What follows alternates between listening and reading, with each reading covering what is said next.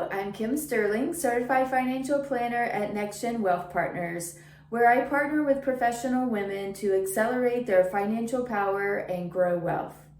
Today, I'm going to be talking about how financial advisors get paid. I often hear the question, how do financial advisors get paid? And aren't financial advisors really expensive? And as I talk about this topic today, I want you to consider the opportunity cost of not having an advisor. And what I mean by that is, what are some of the opportunities that you could be missing out on because you simply don't know what's available to you and your family? So with that, let's go ahead and get started.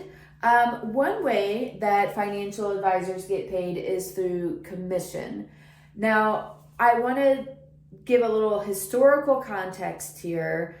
When it comes to commissions, that's not necessarily a bad thing. We have seen in the past where new laws and regulations had to be written because way back in the day, financial advisors would do something called churning, where they would place sales in someone's account, sale orders, transactions, just so that they could get a commission. And the SEC wised up to that and said, okay, well, we really need to make sure that, number one, this isn't going on. Number two, there are protections in place and safeguards. But I think that perception still persists today, right? So when we hear the word commission, we automatically think, oh, what's going on here? One thing I think it's important to ask your advisor is, are they only getting paid commission? Because if that's the only way that they're getting paid, then it becomes a little bit more relevant. Am I being sold something just because this person needs a paycheck? So that's really where it comes into play.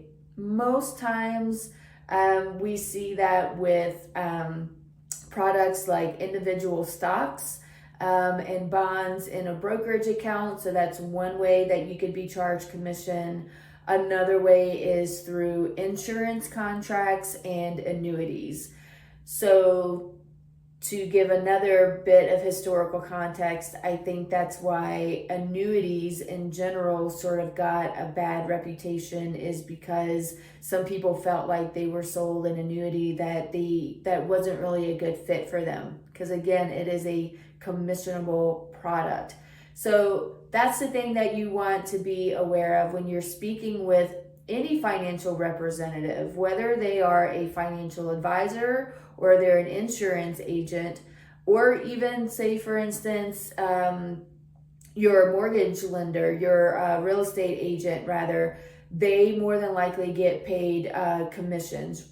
That's probably not the only way that they're getting paid, right? They probably have a base salary. But again, having them be extremely transparent with you about how much they're getting paid for that particular sale.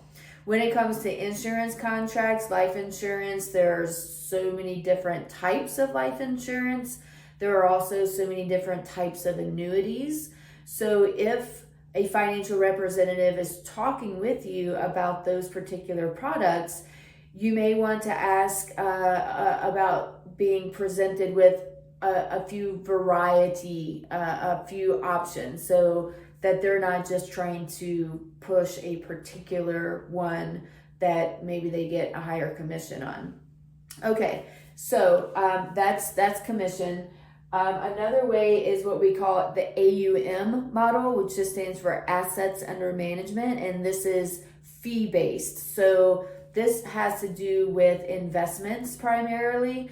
If you have a fee-based account at a firm and you're paying, say, 1.25% on the assets under management. So let's say you had $500,000 invested and you paid 1.25% fee for the year, then that's how your financial advisor and the firm gets paid, right? There's more than likely going to be a split there. So again, finding out from your financial advisor, number one, what all does that include? What does that asset under management fee-based model include? Does it just include investment management, or does it include financial planning, those are the types of questions that you need to ask. Also, ask the advisor what kind of perks or other bonuses do they get for the assets that they bring in, because in my experience, what I've seen with this asset under management model, and again, I'm not knocking any of this, it's just for your education so that you know, sometimes if they bring a certain amount of assets in a certain amount of time, there will be some kind of a bonus. So again, not necessarily a bad thing, just something to be aware of in their compensation model. All of this will also be divulged in what they call the client relationship summary, or form CRS, which is required to be sent to you before you engage a financial advisor. Okay, and then there is fee only. Oftentimes we see this in financial planning where that planner or advisor will only charge a fee. There won't be any commissions involved. So whatever planning takes place, you'll know that you're just paying a flat fee for the month, for the year, whatever the payment terms are. And if there are any insurance contracts written or anything like that that involve a commission, likely you'll have to hire another financial representative to do that, because that fee only advisor or planner won't be able to do that. Once they say that they are fee only, it's fee only. It can't be both.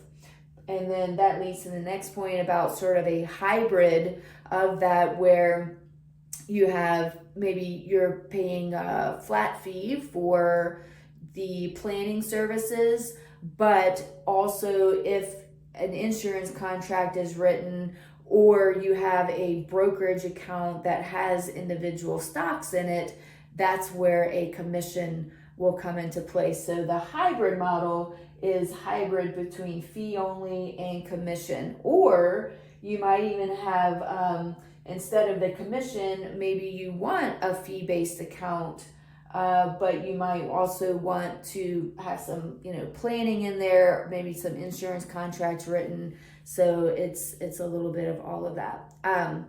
Again, when we're talking about hiring a financial advisor, it really is meant for you to improve upon your financial situation. And there are many of us in this field that say, this is really the hardest part of our job. We love it so much, but this is the hardest part of our job, is we have to charge money for it. So, and you want that. You want the professionalism, the guidance that goes into these matters, because trust me when I say that we're professionals for a reason. It is a very, very deep well. And although I make these short videos on these educational topics, trust me when I say it is literally the tip of the iceberg. I will repeat again that I encourage you to seek out professional guidance for your particular situation. The one-size-fits-all advice that we see online is really not tailor-made and does not take into consideration all of the moving pieces that you have. And so for that reason, and for many others, it's not wise to take that information as advice, or this either. This is, again, meant to be educational.